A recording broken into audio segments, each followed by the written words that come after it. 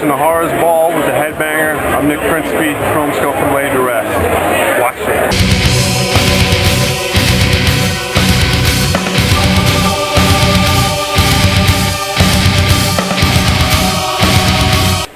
What's up, everyone? Welcome to another Horrors Ball. I am the Headbanger. Nice to see you. Got a couple random things before we get to the show topic today. Sure as many of you know out there, Fast Eddie, aka One Quick GT, has come on some hard times and has to sell a majority, if not all, of his awesome DVD collection. I came across his vid, watched it, of course, really bummed out because of that. Some really awful news. So if you can, I got his link right in the bottom here. And if you haven't already, go check out the video. He shows all the stuff as he has before. He's got an amazing collection. And if any of you are able to make an offer on something or help him out, he's got to come up with a certain amount of money by, I think, the middle of the month or something. So I wish I could help out. I unfortunately don't have the funds right now to, but he has an amazing collection, something that for anyone's taste. Some awesome box sets and editions. So really lame news. Eddie, you definitely make great videos. I hope, after you get your shit together and down the road, after you got to do what you got to do, that you're able to, most importantly, come back and, join the community again, because it wouldn't be the same without you. You're a great YouTuber, a great guy, and we definitely all enjoy your videos, and you have our support for sure. And hopefully down the road you can start another collection. It's never too late to do that. So definitely our thoughts and our support are all with Fast Eddie in his times right now. The other thing is, I made a video a few days ago, or about a week ago, and entitled Package Abstinence. Thank you all for commenting on it. I definitely had fun doing it. Unfortunately, because of the fucking copyright laws or rules or whatever, that all my YouTube buddies and subscribers out in Europe are unable to watch it. So that really sucks. I see so many videos with music on it. I don't really get how it works. But anyway, it's unfortunate that some of you are unable to see it. I think you definitely get a kick out of it. If by some chance any of you want to see it, it's only a 3-minute video. You can message me and I can just email it to you. I think you'll get a kick out of it. It's like I said, it's only 3 minutes. It'll be a small file. So if any of you want to see it, send me a message. I can email it to you. If not, thank you all for watching that. That was pretty ridiculous. So today's episode topic, kind of a special one. I think all Horrors Ball are special, but this one, we are all, I think, in the bowels of summer right now, and it's hot as fuck out, and we're dealing with that. But the good thing is too, we're also right at the height of horror convention season, and that's what I want to talk about today. Pretty much convention season, at least here in North America, runs from March through November. I absolutely love horror conventions. I like to give analogies. It's a gift I have. My analogy with convention is, once you go to one, you're going to want to go back. It's like tattoos, at least with me. A lot of people that get tattoos, you get the first one, you want to go back and get more. That's what conventions are like. So who I'm speaking to in this episode really are the people who haven't been to a horror convention before. All of you who have can hopefully attest to the things that I say. After the video, make your comments on either supporting what I say, or if by some chance some of you out there disagree with me, certainly let me know what you think. The majority of any horror fans I've talked to who have been to conventions all say the same thing. They're multiple attendees. They don't go to just one. They always return. They love them typically. So basically, I'm trying to convince any of you out there who haven't. Maybe you've thought of going, you just haven't gotten around to it. Maybe you wonder really if it's worth it. Maybe you've really wanted to go to, but you're not really quite sure about it. Anything like that. I want to definitely talk and try to convince, much like I do with a film recommendation. I want to try to convince you to go out and hit up a convention. Like I said, they run March through November. They're, at least here in the States, they are, there's probably 2 or 3 a month at least. And no matter where you are in the country, you can find one in the general vicinity of you, whether you live out west, Midwest, east, south, whatever. I've been to probably a dozen over the years. The longest I ever drove was 9.5 hours. My average drive is probably 8 hours, and there are a couple here or there that are a little closer, but majority of the ones I have to go to are 6 to 9 hours away. 9 is probably my max that I'll drive. But so obviously for me to drive that far, they got to be worth it. So yeah, I'm gonna first talk to those of you who would be in the category of, because I hear this sometimes with people, I don't care about autographs, I don't care about meeting, horror celebrities. Is it worth going if I don't care about that? So first I'll speak to that group, and then I'll speak to people who are into, getting signatures and meeting people, celebrities and whatnot. So the first group, if you don't care, if you're thinking, is it worth going if I don't want to meet anybody? It definitely is. There's a huge room of vendors, and anywhere from, I'm not good at judging like how many tables it would be in, I don't know, maybe 150, 200 tables, maybe that's too much, but a huge room typically of vendors, and you have shirts, posters, obviously DVDs, Blu-rays, toys and figures if you're into that.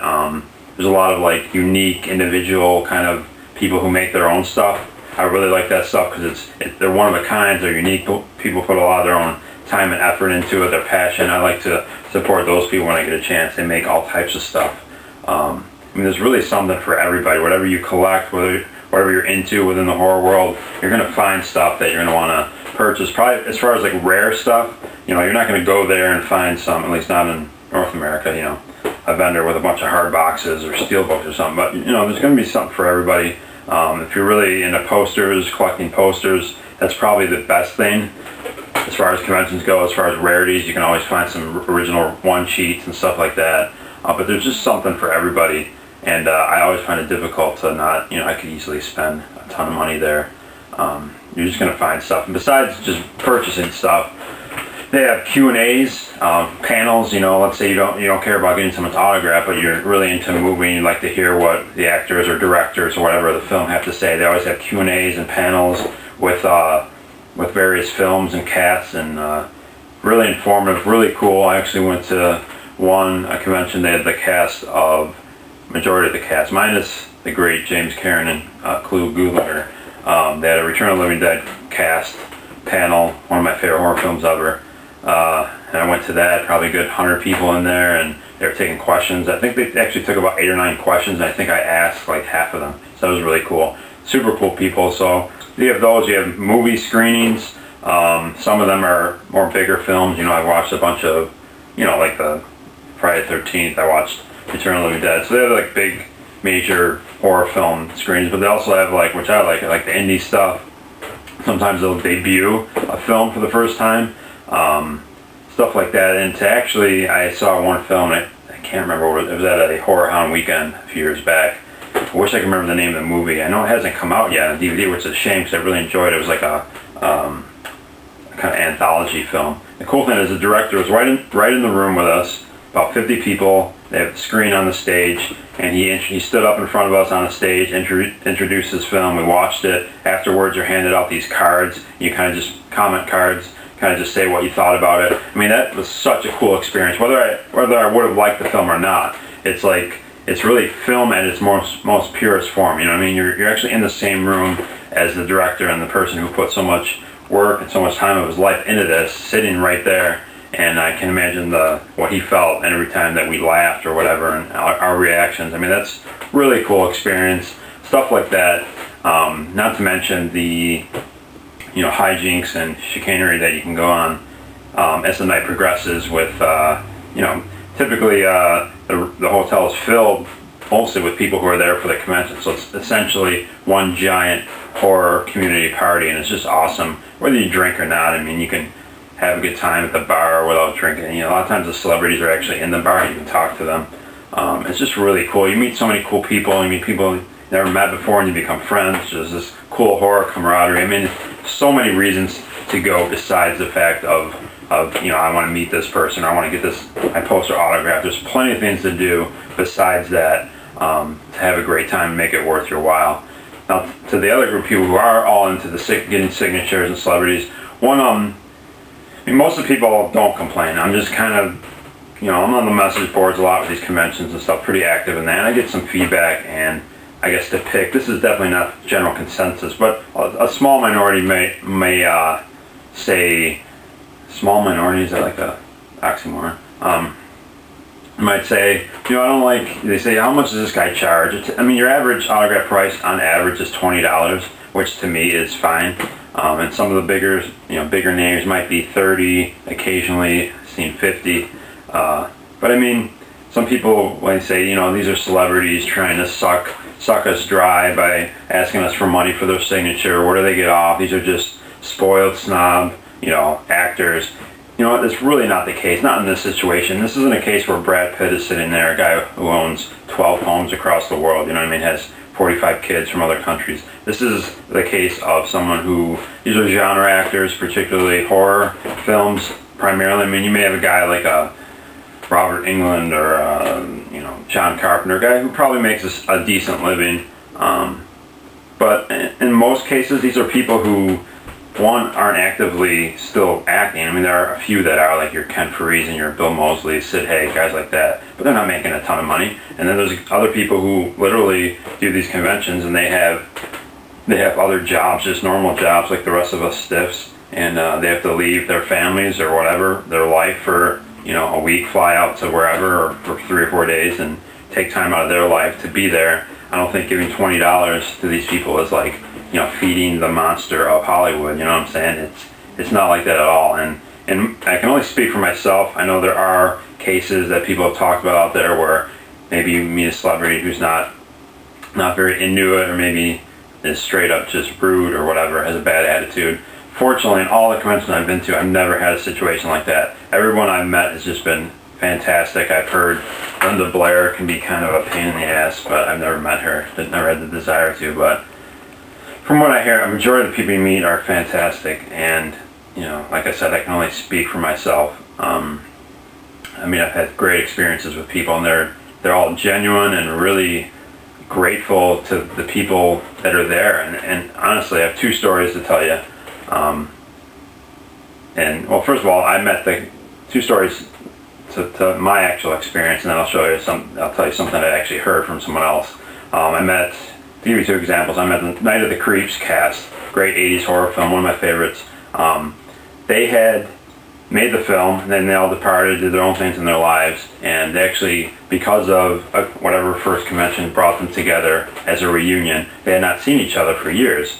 And basically by being brought back together for this convention, they all became friends again. And now they basically, anytime they do a convention, it's either all of them or none of them. They only want to do it together, which is really cool. And you could tell when I met them that they were just really all like together and friends, and they were really passionate, and they were almost surprised by the reaction. They were getting people lined up to meet them. They seemed genuinely like surprised and grateful, and it was a great experience meeting them. It wasn't just, you hear these stories, you give the guy the $20, they sign your whatever, and you move on. It wasn't like that at all. They were talking to me, and I was talking to them for a long period of time. They check your camera after you take a picture. They want to see it to make sure the picture came out okay. Super cool people, genuine. I hung out with Jason Lively, who's the lead, later on the night at the bar. I mean, it's just an amazing experience.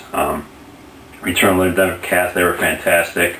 I've been, I guess, fortunate enough to have just fantastic experiences meeting people. But one thing I want to tell, a story that I had heard was had to do with, I believe, a Horror Hound weekend back in Pittsburgh, I believe, a few years ago. Unfortunately, I don't think they're going to return to Pittsburgh, which is a shame because that's such a good horror city. But it was Al Cliver, who is I consider him a horror legend.